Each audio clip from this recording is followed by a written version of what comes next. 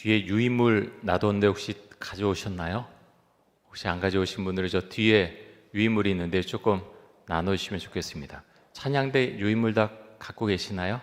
다 안 가져오셨어요? 조금 좀 앉아 계시고요. 앉아 계시고 뒤에 한 장로님들 두 분이 좀 나눠주시면 좋겠습니다. 좀 많이 갖고 오셔서 한 분씩 좀 나눠주십시오.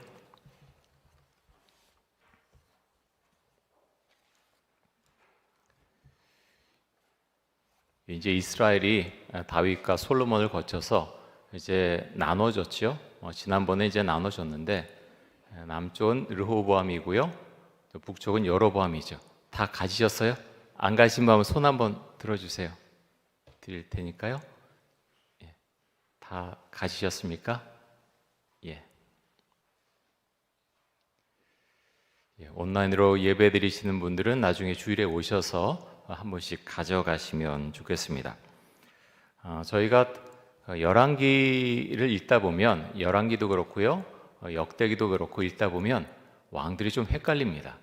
이렇게 나오고 저렇게 나오고, 특별히 오늘부터 이제 말씀을 보면은 남왕국 왕들이 나왔다가 갑자기 북왕국 나왔다가 다시 남왕국 나왔다가 북이스라엘 나왔다가 왔다 갔다 해서 좀 헷갈릴 수 있어요. 그래서 좀 다른 곳에서 좋은 참고 자료에서 따로 써서 그렇게 정리를 했는데요. 보시면서 말씀을 보시면 훨씬 더 정리하는데 도움이 많이 되실 겁니다. 처음에 보면 이제 남유다 왕국의 왕들이 있는데요. 처음에 왕이 르호보암이죠. 옆에 보면은 이게 연대가 전부 주전입니다. BC죠. Before Christ, 주전인데요. 931년부터 915년, 혹은 930년부터 914년까지 통치했다. 그러고요, 17년 동안 통치했다. 그리고 관련 성구들이 옆에 나와 있고, 그다음에 르호보암의 아들이 누굽니까? 오늘 말씀에 우리가 열왕기상 15장에 보면 아비얌으로 나옵니다. 아비얌. 근데 이름이 두 개 있는, 그런 두 개나 세 개 있는 왕들이 간혹 있는데요. 아비얌 같은 경우 그렇습니다. 이제 열왕기상 15장에 보면 아비얌이라고 나오고요. 특별히 이제 역대하에 보면 아비암을 아비야라고 이제 거기서 지칭을 하고 있고요. 똑같은 왕입니다. 그래서 아비야나 아비암이나 같은 왕이다, 그렇게 기억하시면 되겠고, 굉장히 짧게 통치를 했지요. 3년 정도 통치를 했습니다. 또 즉위 연도가 언제냐? 옆에 보면 여로보암 왕 18년. 그리고 오늘 말씀에도 나오는데요. 북이스라엘의 여로보암 왕이죠. 북이스라엘 여로보암 왕 때 이제 아비암이 즉위를 해서 3년 동안 통치를 했다라고 되어 있고요. 그 다음에 왕이 아비암의 아들이 누굽니까? 아사 왕이죠. 아사는 하나님 앞에서 정직한 왕이었더라. 오늘 말씀에 보면 그렇게 나오고 있고요. 정직한 왕이 사실 몇 사람 되지도 않습니다. 사실 안타까운데요. 그래서 다윗을 거쳐서 솔로몬, 그 다음에 이제 왕들이 쭉 나오다가 아사가 이제 정직한 왕이었고요. 그 다음 여호사밧이 하나님께 또 정직한, 하나님의 평가를 받은 그런 왕이었고, 그리고 또 누가 있습니까? 뒤로 가다 보면은 우시아도 약간 그런 점이 있지만 히스기야가 대표적인 왕이고요. 또 요시야 왕이 하나님 앞에 정직하게 행한 그런 왕이죠.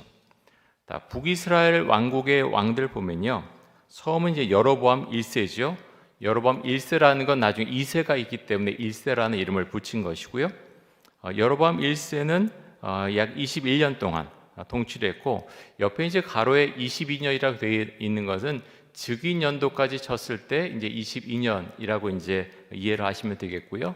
그래서 21년이 사실은 보다 좀 정확한 그런 통치 횟수라고 볼 수가 있겠습니다.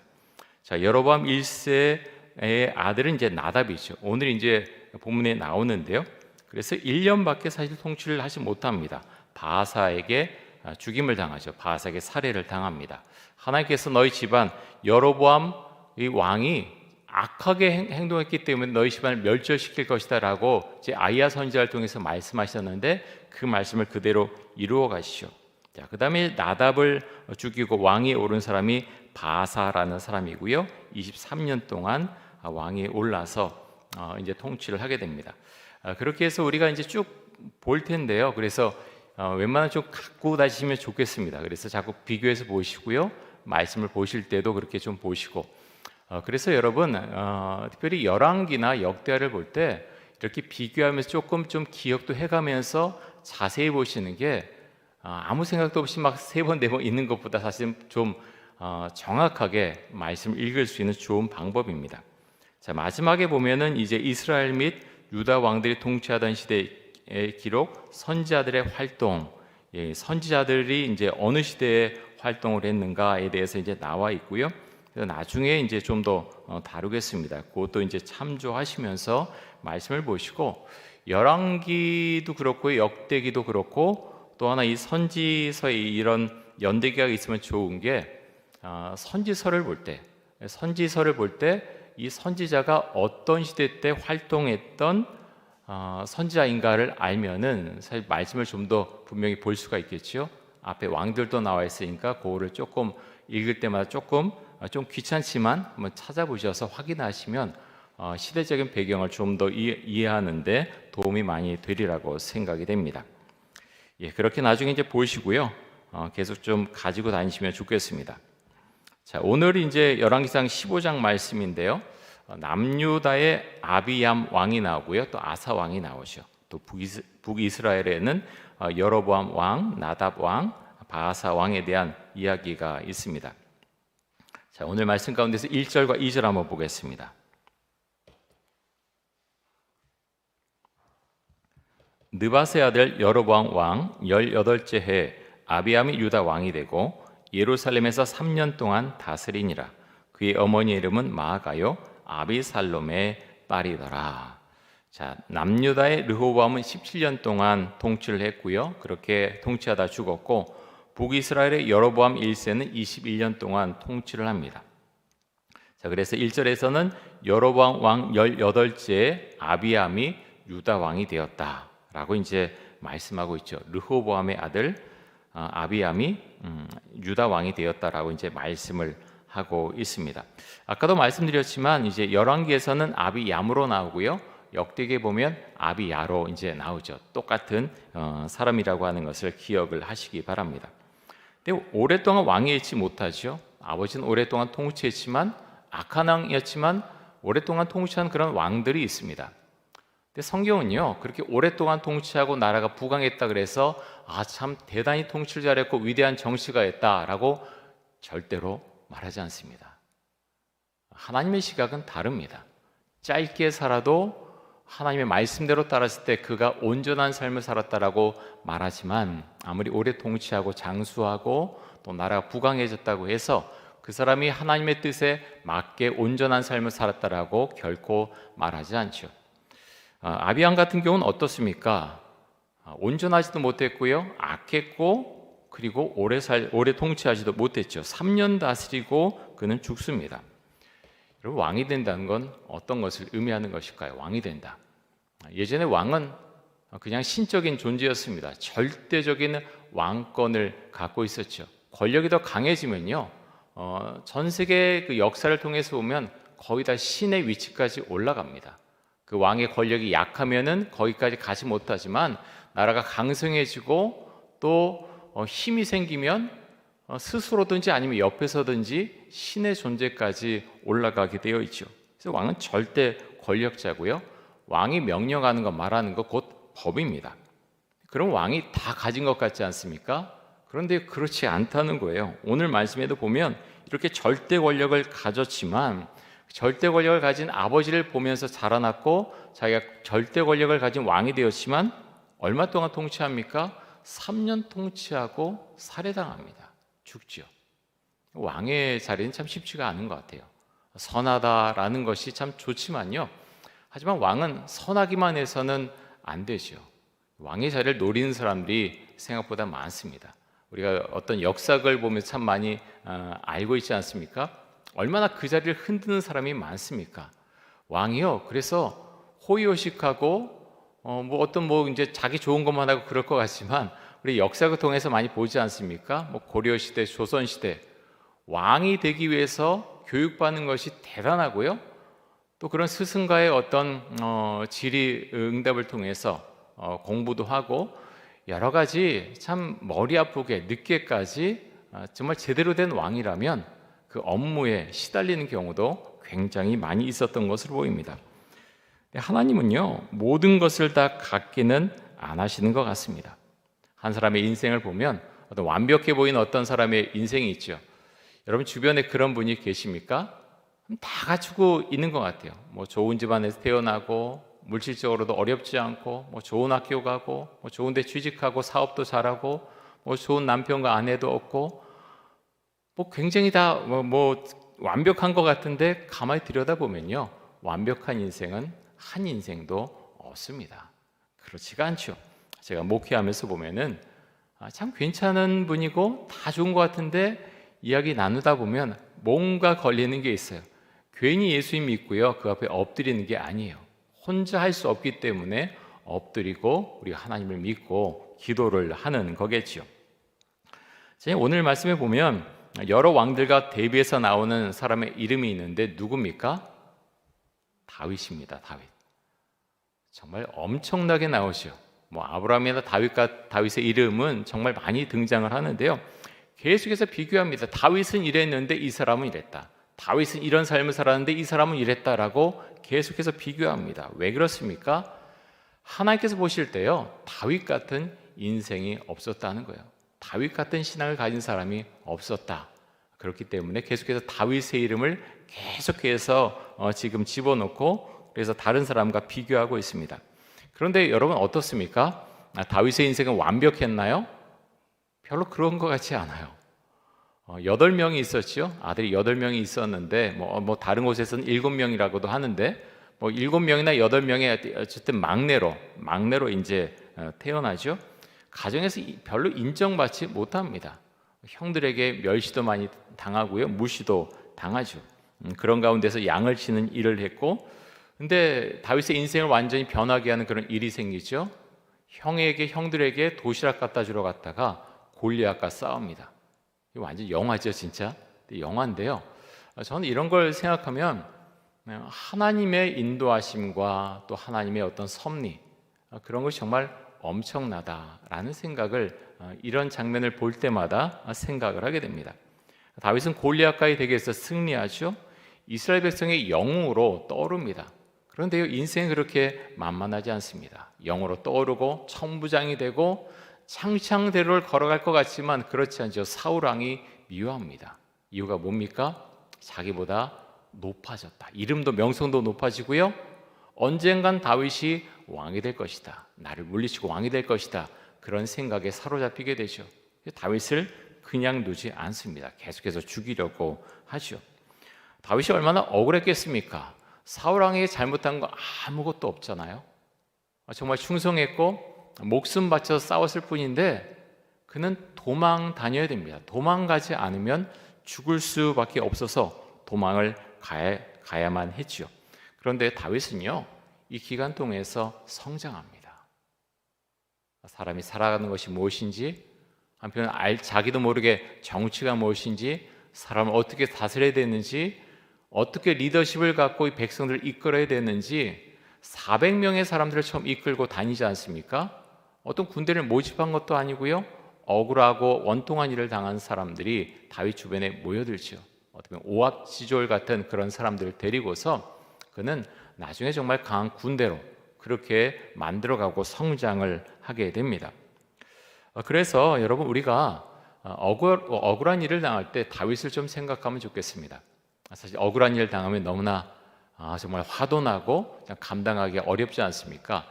그런데 다윗은요, 그 기간 10년의 이상 기간 동안 도망을 다니면서 그는 성장했죠.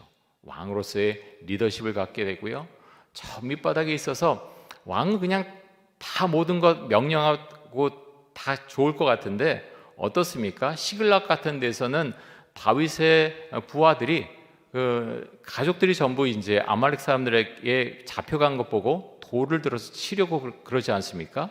뭐 이런저런 일들을 참 많이 당하는 것입니다. 그런 가운데서 왕권을 가지고 어떻게 될 것인가, 그는 배워 나가는 거죠. 그래서 다윗을 보면서 우리가 용기와 지혜를 얻을 수 있길 원합니다. 현실은 현실이죠. 그런데 기도하면서 하나님께서 지혜와 용기를 주실 때 우리는 우리 생각으로 그것을 뚫고 나가는 것과는 확연히 다른 것을 우리가 분명히 알고 또 경험하게 된다고 하는 것입니다. 고난은 참 우리를 강하게 하죠. 고난을 좋아하는 사람은 아무도 없지만 우리도 모르게 그 고난을 이겨내면 내적으로 또 여러 가지 면에서 우리는 강해지게 됩니다. 그런 면에 있어서는 고난은 축복이죠. 자, 이어서 3절에서 5절까지 말씀 보겠습니다.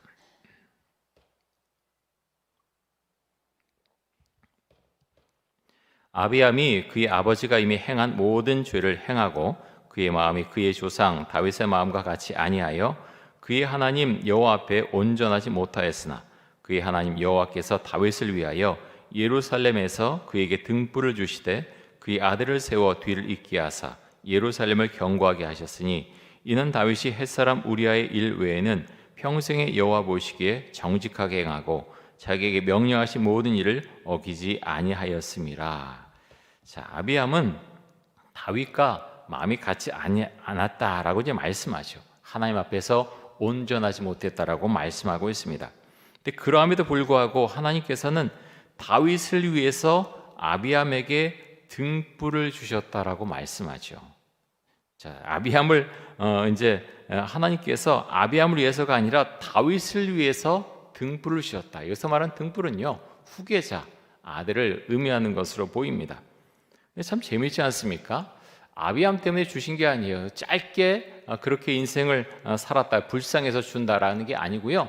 다윗을 위해서, 다윗과의 약속, 그 언약을 지키기 위해서 하나님께서 이렇게 행하셨다라고 이제 말씀하고 있습니다. 자, 아비암은 3년밖에 왕에 있지 못하지만 그래도 하나님께서 다윗을 생각해서 아비암의 뒤를 이을 아들을 주셨습니다. 하나님께서 다윗을 얼마나 사랑하시고 아끼시는가 하는 것을 알 수가 있고요. 그런데 다윗이 햇사람 우리아 일 외에는 여호와께서 보시기에 정직하게 행했다라고 이제 말씀하고 있습니다. 여러분, 근데 저는 이 말씀 보다가 이제 그런 질문을 하게 됩니다. 하나님 앞에서 정직했다. 오늘 이제 아사 왕의 이야기도 나오는데요. 근데 삶 전체가 다 정직하고 온전했던 것은 사실 아닙니다. 다윗 같은 경우도 이렇게 밧세바와 간음하고 우리아를 간접살인한 일, 결코 용서받을 수 없는 일이죠. 엄청난 일을 벌이지 않았습니까? 근데 하나님께서 보시는 것은요, 마음의 중심을 보신다. 마음의 중심을 보신다라는 것과 또 하나는 이렇게 잘못했을 때 엎드려서 기도하고 진정으로 회개하는가, 그 마음을 보신다고 하는 것입니다. 물론 죄에 대한 그런 대가는 치르게 하시지만 하나님께서 그를 엎드려 기도할 때 받아주신다고 하는 것이요. 그래서 우리가 잘못한 일이 있을 때요, 고개 빳빳이 들고 하나님, 제가 뭐 잘못했나요? 참 어리석은 그런 기도죠. 제가 뭐 했다고요? 뭘 잘못했어요? 저 사람보다 제가 낫잖아요. 그건요, 참 어리석은 기도예요. 다른 사람과 비교하는 게 아니라 내가 행한 일, 또 내 생각, 그런 것을 가지고 기도하는 것이요. 하나님, 제가 이러했습니다. 하나님, 죄송합니다. 정말 잘못했습니다. 용서해 주십시오. 라고 나아가는 것이 바른 기도의 자세고요. 또 하나님께서 그런 사람을 받아주십니다. 우리의 마음을 보시오. 자, 다윗이 이제 정직했다라고 했는데요. 세부적인 것을 보면 사실 다 정직했을까요? 이제 어릴 때 저희 거짓말 조금씩 하고 그러지 않습니까? 꼭 의도해서 그런 게 아니라 다윗도 살아온 세월은 사실 비슷했을 거예요. 그런 세세한 것, 그래서 요렇게 또 거짓말했고 요렇게 잘못 말했고 그거 다 따져서 하는 게 아니라 마음의 중심이 정말 하나님 앞에 온전했고 그 삶이 하나님 앞에서 정직하려고 노력하면서 그런 삶을 살아왔다. 성경은 그렇게 사람에 대해서 평가하고 있는 것으로 보입니다. 자, 이어서 6절과 7절 말씀 한번 보겠습니다.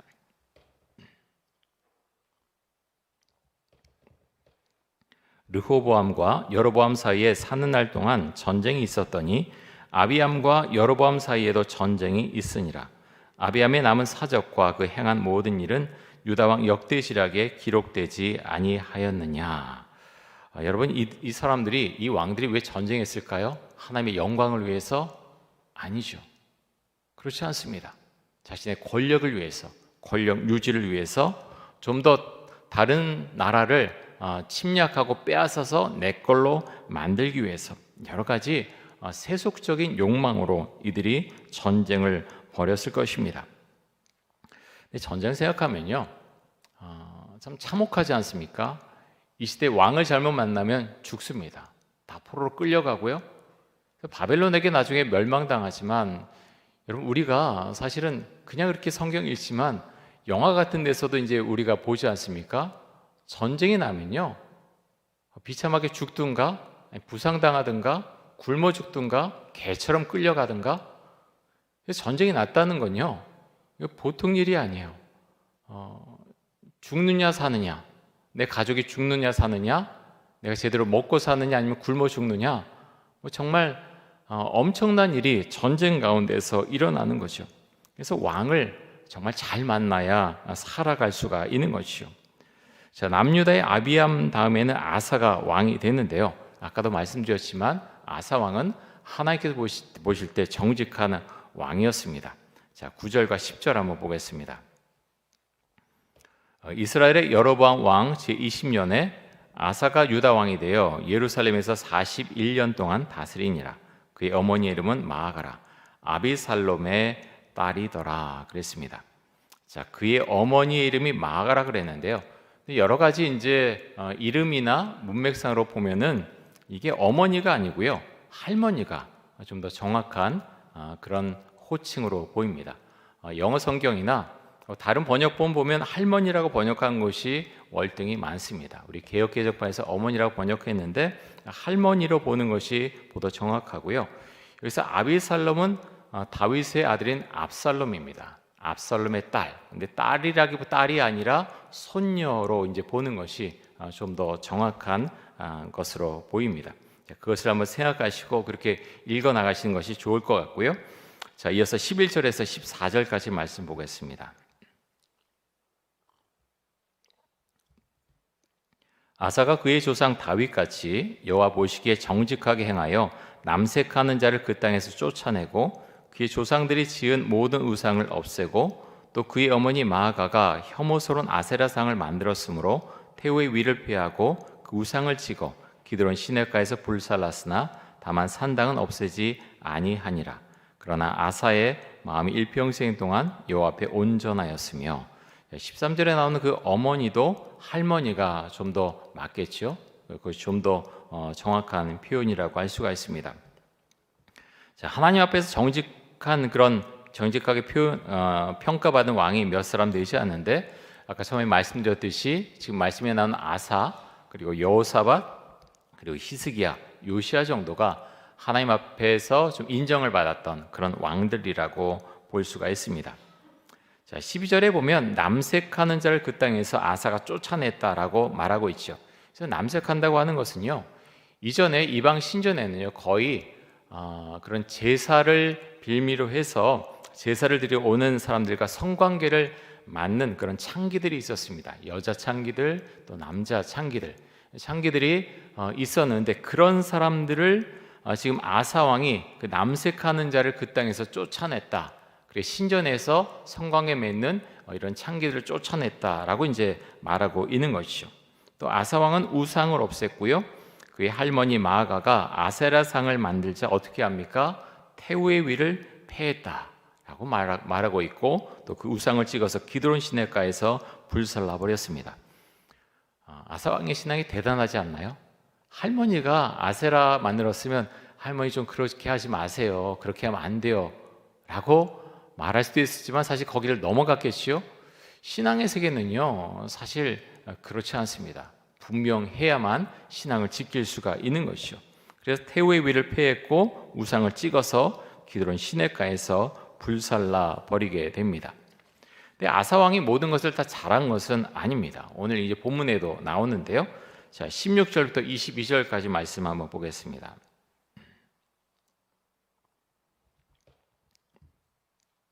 아사와 이스라엘의 왕 바하사 사이에 일생 동안 전쟁이 있으니라. 이스라엘의 왕 바하사가 유다를 치러 올라와서 라마를 건축하여 사람을 유다 왕 아사와 왕래하지 못하게 하려 한지라. 아사가 여호와의 성전 곳간과 왕궁 곳간에 남은 은금을 모두 가져다가 그 신하의 손에 넘겨 다메섹에 거주하고 있는 아람의 왕 헤시온의 손자 다브림몬의 아들 베나닷에게 보내며 이르되 나와 당신 사이에 약조가 있고 내 아버지와 당신의 아버지 사이에도 있었느니라. 내가 당신에게 은금 예물을 보냈으니 와서 이스라엘의 왕 바하사와 세운 약조를 깨뜨려서 그가 나를 떠나게 하라 하매 베나닷이 아사 왕의 말을 듣고 그의 군대 지휘관들을 보내 이스라엘 성읍들을 치되 이온과 단과 아벨벳 마아가와 긴네렛 온 땅과 납달리 온 땅을 쳤더니 바하사가 듣고 라마를 건축한 일을 중단하고 디르사에 거주하니라. 이에 아사 왕이 온 유다에 명령을 내려 한 사람도 모면하지 못하게 하여 바하사가 라마를 건축하던 돌과 제목을 가져오게 하고 그것으로 베냐민의 게바와 미스바를 건축하였더라. 자, 아사 왕이 이제 북이스라엘과 전쟁을 하다가 열세에 몰리게 되니까 어떻게 합니까? 아람의 왕 베나닷에게 은금을 바치는데, 근데 어디에 있던 은금입니까? 여호와의 성전 곳간에 있던, 그리고 왕궁 곳간에 있던 은금을 가져다가 바칩니다. 여러분, 사람은 참 이런 존재예요. 신앙이 다 좋으면 좋은데요, 끝까지 가면 좋은데 그렇지 못하다는 거예요. 어떨 때는 참 좋았는데 할머니의 그 아세라상을 다 부수고 태호의 위를 폐하는 그런 장면에서는 참 좋았는데 이런 장면에서는 그렇지 않다는 겁니다. 이 말씀 보면요, 그래서 아사 왕이 결국에 자신이 원했던 것을 이룬 것 같지만 그렇지 않습니다. 성경은 그렇게 말씀하고 있지 않습니다. 역대하를 보면 아사 왕에 대한 기록이 나와 있는데요, 역대하 14장에 보면 구스 사람 세라의 군대가 쳐들어옵니다. 약 100만의 군대가 쳐들어오는데 아사는 이때 다른 나라의 도움 요청하는 것이 아니라 하나님을 의지를 했습니다. 자, 역대하 14장 9절에서 12절까지의 말씀 제가 읽겠습니다. 구스 사람 세라가 그들을 치려하여 군사 100만 명과 병겁 300대를 거느리고 마레사 이름에 아사가 마주 나가서 마레사의 스바다 골짜기에 전열을 갖추고 아사가 그의 하나님 여호와께 부르짖어 이르되 여호와의 힘이 강한 자와 약한 자 사이에는 주밖에 도와줄 이가 없사오니 우리 하나님 여호와여 우리를 도우소서. 우리가 주를 의지하오며 주의 이름을 의탁하옵고 이 많은 무리를 치러 왔나이다. 여호와여 주는 우리 하나님이시오니 원하건대 사람이 주를 이기지 못하게 하옵소서 하였더니 여호와께서 구스 사람들을 아사와 유다 사람들 앞에서 치시니 구스 사람들이 도망하는지라. 자, 아사 왕이 하나님께 기도했습니다. 여러분, 전쟁터에서요, 전쟁 앞두고 기도하는 것 그거 쉬운 일 아닙니다. 정말 그렇습니다. 생명이 왔다 갔다 하는 그런 것이 전쟁이거든요. 그런데 아사 왕은 이런 신앙을 갖고 있었다는 거예요. 그래서 구스의 군대 100만 명이 왔지만 그는 기도하고, 물론 나가서 싸우죠. 그냥 그렇게 해주십시오라고 가만히 있는 것이 아니고 나가서 싸웁니다. 전쟁터에서 나가서 싸우죠. 하지만 자신의 힘으로 이길 수 없었는데 여호와를 의지해서 여호와의 도우심으로 전쟁에서 승리하게 됩니다. 그래서 하나님의 칭찬을 듣게 되죠. 그런데 이렇게 믿음이 좋았던 아사 왕인데요, 오늘 이제 열왕기상 15장에 나온 이 본문에 나온 북이스라엘의 바하사 왕의 전쟁에서는 흔들리죠. 위기의 순간에 지금 아사 왕은 이전과는 다른 선택을 합니다. 그래서 왕궁에 있는 곳간에 있는 은금을 다 빼서, 그리고 여호와의 성전에 있는 은금을 다 빼서 베나닷에게, 아람의 왕 베나닷에게 갖다 주면서 나를 좀 도와달라라고 이제 그렇게 요청을 하죠. 그런데요, 아사 왕은요, 이 일이 끝난 다음에 하나님의 선지자를 통해서 책망을 받습니다. 그 책망을 받아들이지 않습니다. 자, 역대하 16장 7절부터 10절까지 말씀 보겠습니다. 하나님께서 선견자 하나니를 통해서 이제 말씀을 하시는데요, 그때 선견자 하나니가 유다 왕 아사에게 나와서 그에게 이르되 왕이 아람 왕을 의지하고 왕의 하나님 여호와를 의지하지 아니하였으므로 아람 왕의 군대가 왕의 손에서 벗어났나이다. 구스 사람과 룹 사람의 군대가 크지 아니하며 말과 병거가 심히 많지 아니하더이까. 그러나 왕이 여호와를 의지하였으므로 여호와께서 왕의 손에 넘기셨나이다. 여호와의 눈은 온 땅을 두루 감찰하사 전심으로 자기에게 향하는 자들을 위하여 능력을 베푸시나니 이 일은 왕이 망령되이 행하였은즉 이후부터는 왕에게 전쟁이 있으리이다 하매 아사가 노하여 선견자를 옥에 가두었으니 이는 그의 말에 크게 노하였음이며 그때 아사가 또 백성 중에서 몇 사람을 학대하였더라. 똑같은 사람인데요. 이렇게 매번 똑같이 좋은 그런 선택하고 결정하는 것은 아니라는 것을 우리는 아사 왕을 통해서 또 알 수가 있습니다. 전쟁에서 그렇게 아람 왕을 통해서 도움을 받아서 이긴 것 같지만 실제적으로는 그렇지 않다는 겁니다. 하나님께서 아사 왕에게 뭐라고 말씀하십니까? 9절에 보면 왕이 망령되이 행하였은즉 이후부터는 왕에게 전쟁이 있으리이다. 전쟁에서 이긴 것 같죠? 하나님께서 말씀하시기를 내가 나를 의지하지 않고 아람 왕을 의지했기 때문에 이제부터 너에게 전쟁이 있을 것이다 라고 말씀합니다. 이 말씀 보면서 참 생각나는 것이 많이 있습니다. 우리 힘으로 어떤 위기를 이겨내고 이제 됐다, 괜찮다. 그런데요, 하나님을 믿는 사람은 하나님께서 그 사람을 보고 계세요. 이렇게 해서 잘 됐다, 비신앙적이지만 어때, 결과가 좋은데 다 잘 됐지. 하나님은요 그냥 넘기지 않으신다는 거예요. 그러냐, 다 잘 됐냐, 이제부터 너에게 고난을 주겠다라고 이제 말씀하신다는 겁니다. 그래서 모두가 다 똑같진 않지만 우리 이 말씀을 보면서 급박한 상황이 왔을 때 나는 어떻게 행하고 있는가 우리가 한번 생각해 봐야 되고요. 그동안에 우리가 어떻게 행했는지 또 앞으로 어떻게 할 건지 우리 생각하고 기도해야 될 것입니다. 정말 급박한 순간이 왔을 때요, 여러분 정말 주 앞에 매달리십니까? 조그만 어려움이 왔을 때는 매달리는데요, 정말 급박한 순간이 왔을 때 매달리지 않을 수도 있어요. 사업에 부도가 나려고 하고 직장에 쫓겨나려고 하고 자녀에 큰일이 생기고 그러면 허둥지둥하면서 사람을 찾아가고 어떻게든 해보려고 그러고 그럴 수 있어요. 다 하지 말라는 건 아니에요. 그런데요, 우선순위가 있잖아요. 우선순위. 하나님 앞에 엎드려 기도해야 된다는 겁니다. 그게 믿음의 사람이에요. 근데 평소에 이것이 훈련이 되어 있지 않으면요, 교회 아무리 오래 왔어도 그런 절박한 순간이 왔을 때 하나님 앞에 기도하느냐? 많은 사람들이 사실은 기도하지 않아요. 그리고 많은 사람들이 그러죠.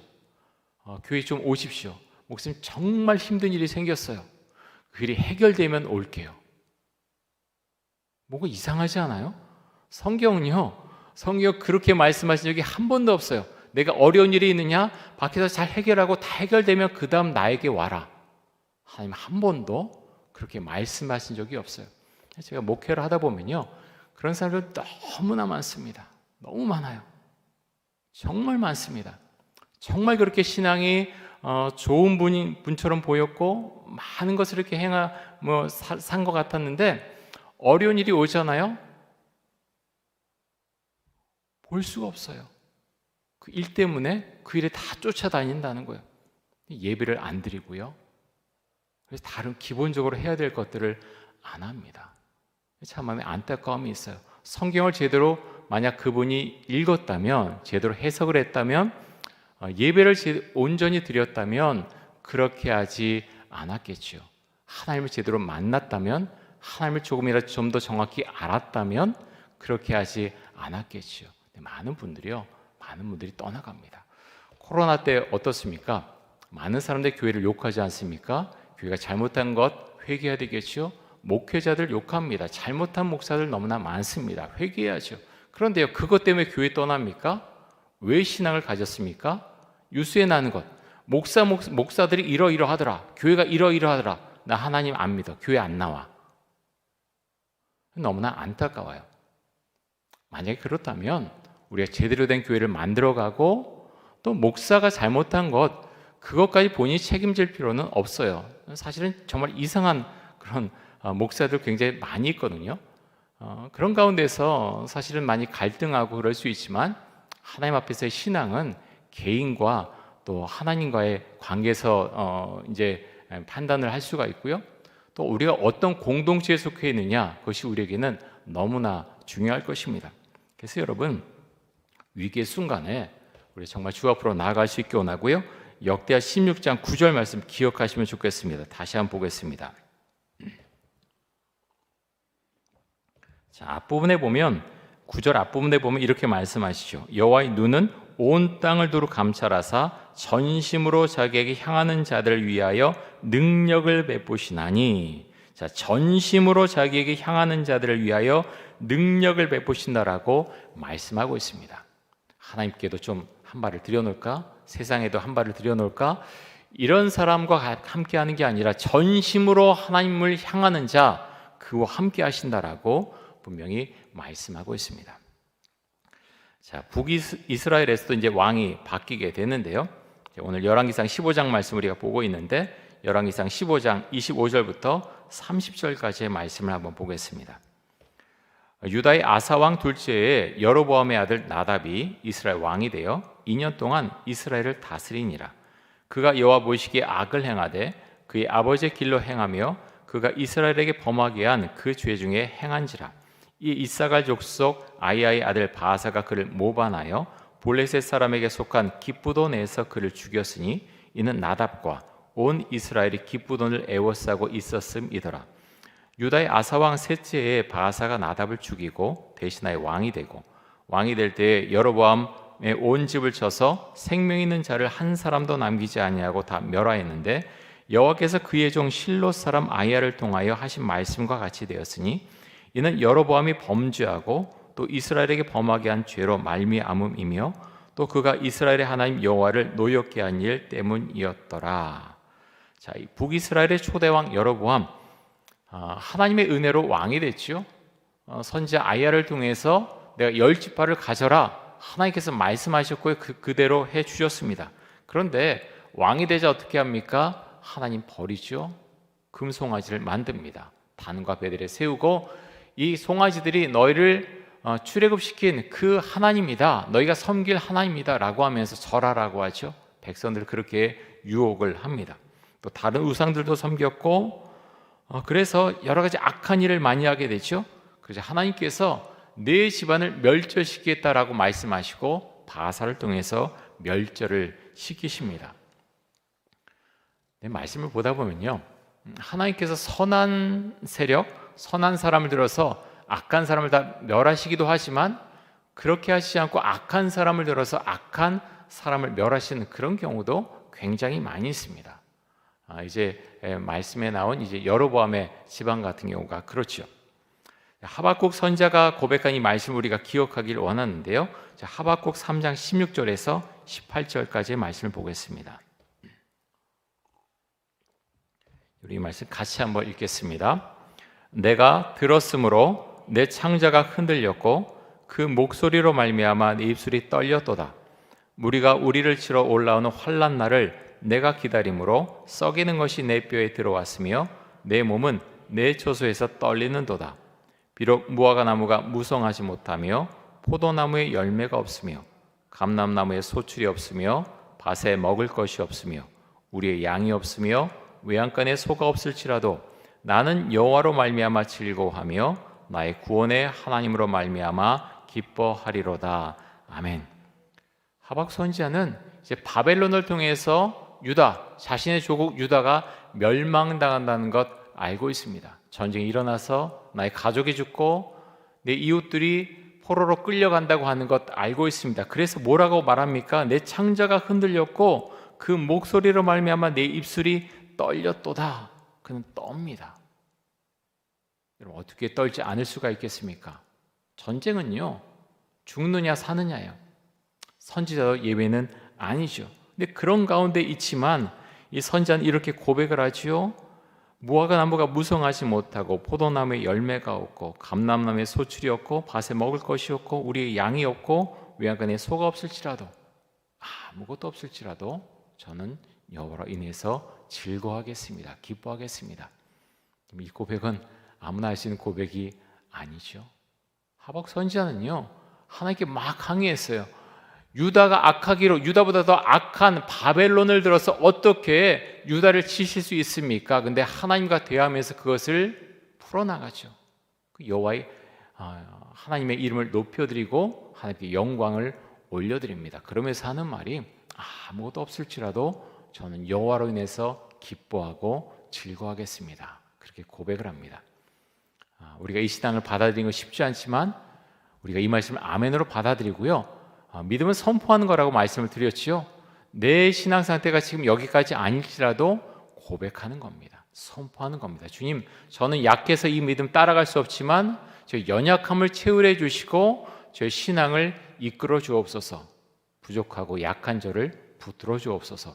우리가 그렇게 선포하고 기도하는 것입니다. 우리가 그 신앙을 가지고 주 앞에 가는 그날까지 믿음의 힘을 가지고 믿음으로 이 세상을 살아갈 수 있기를 간절히 원합니다. 우리 함께 기도하겠습니다. 이 시간 기도할 때 하나님 앞에서 정직한 삶을 살아가게 하여 주옵소서. 위기의 순간에 사람을 찾아다니는 것이 아니라 하나님께 엎드려 기도하며 하나님의 도우심을 구하게 하여 주옵소서. 하나님께서 주시는 지혜와 용기로 고난과 위기에서 벗어나게 하여 주옵소서. 우리 통성으로 함께 기도하겠습니다.